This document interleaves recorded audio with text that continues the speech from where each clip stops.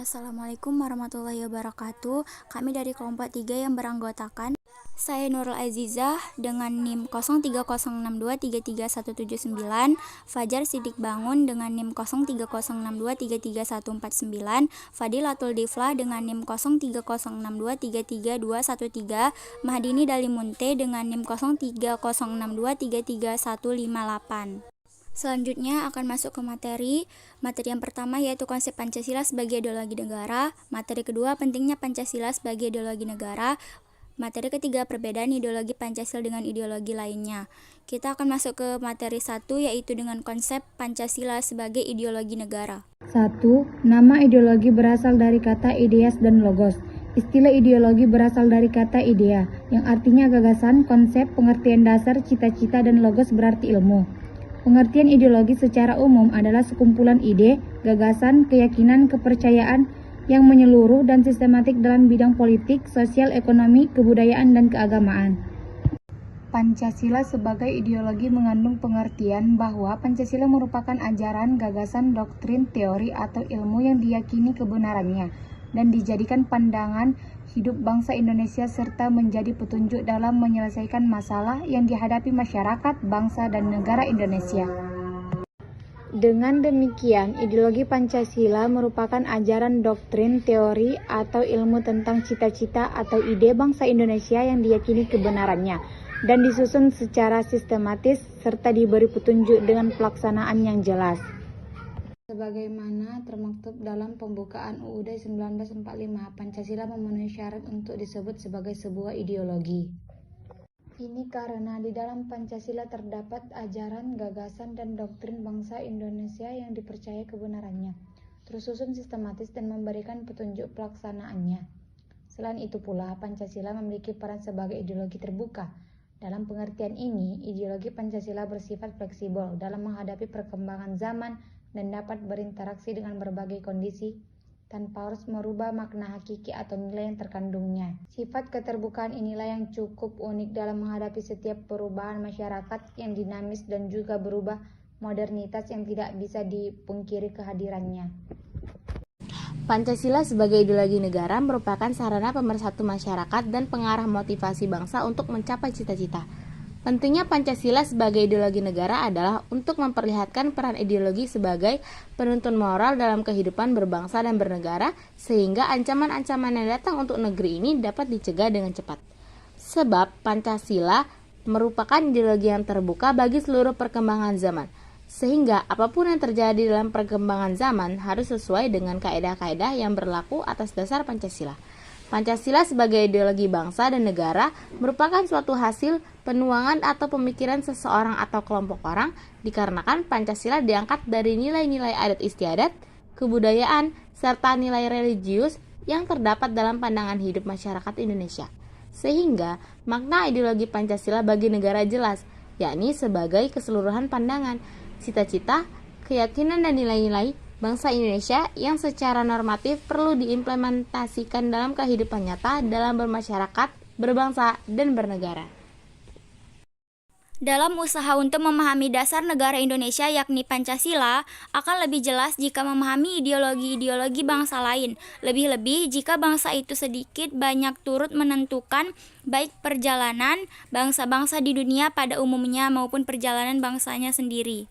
Ideologi-ideologi bangsa di dunia selain Pancasila adalah 1. Liberalisme kapitalisme, 2. Marxisme atau Leninisme atau komunisme, 3. Fasisme, totalitarianisme, dan nasional sosialisme atau Nazi, 4. Sosialisme, 5. Sosial demokrasi. 1. Liberalisme kapitalisme. Liberalisme berakar pada kata Latin liber, artinya bebas. Seseorang yang berjiwa dan berpikiran liberal berarti orang yang percaya akan kebebasan sebagai nilai yang utama di atas nilai-nilai lainnya. 2. Marxisme-Leninisme. Secara ringkas, beberapa ajaran kunci Marxisme-Leninisme adalah 1. Doktrin Partai Komunis revolusioner yang memiliki peran kunci dalam masyarakat. 2. Kemungkinan terjadinya revolusi kelas proletar atau kelas pekerja dan terbentuknya sosialisme di negara manapun yang sistem kapitalismenya berkembang lambat. 3. Fasisme, totalitarisme, nasionalisme atau Nazi. Kata fasisme atau fascism berasal dari kata Italia fascio, bentuk jamaknya fasci, yang berarti ikatan atau bandel. Ditampakkan dalam ikatan kelompok entah politis, ideologis berdasarkan kelas disebut, atau ikatan kolektif seperti bangsa. Selain itu bisa juga berasal dari kata fasces atau rumput atau akar yang dililitkan mengelilingi sebilah kapak, yang merupakan simbol kekaisaran Romawi kuno untuk otoritas hukum atau magistratus. Simbol rumput atau akar yang melilit atau fasces menunjukkan makna terbentuknya kekuatan lewat persatuan. Kalau hanya sebatang ranting kecil akan mudah dipatahkan, sementara kalau sebundel akan sulit untuk dipatahkan. 4. Sosialisme. Sosialisme bertumpu pada ide keadilan dan solidaritas sosial. Paham solidaritas sosial sebenarnya sudah bisa ditelusuri akar historisnya sejak abad pertengahan lewat paham religius Kristiani yang mengatakan bahwa untuk mencapai kesempurnaan hidup, orang harus terbebas dari segala jenis keterikatan atau kelekatan duniawi, terutama keterikatan terhadap hak milik.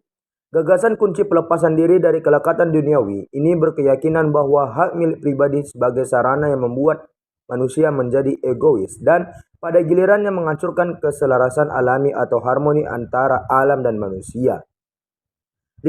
Sosial demokrasi merupakan ideologi politik yang mengkampanyekan transisi masyarakat secara damai dan evolusioner dari kapitalisme menuju sosialisme dengan menggunakan proses-proses politik yang sudah ada dan dianggap mapan, meminjam cukup banyak ide dan mimpi dari sosialisme abad ke-19 digabungkan dengan pokok-pokok ajaran Karl Marx dan Friedrich Engels. Ideologi sosial demokrasi berbagai akar-akar ideologis yang sama dengan ideologi komunisme, namun tidak mengadopsi semangat militan, menggunakan kekerasan, maupun pandangan totaliternya.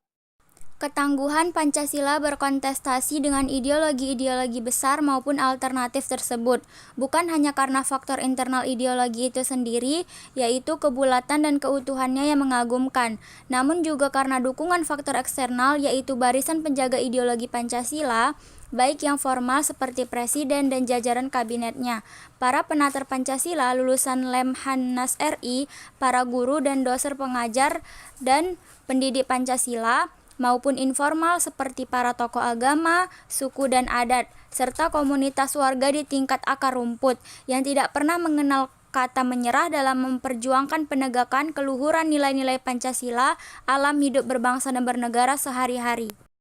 Demikian video presentasi dari kami. Mohon maaf bila ada kesalahan. Assalamualaikum warahmatullahi wabarakatuh.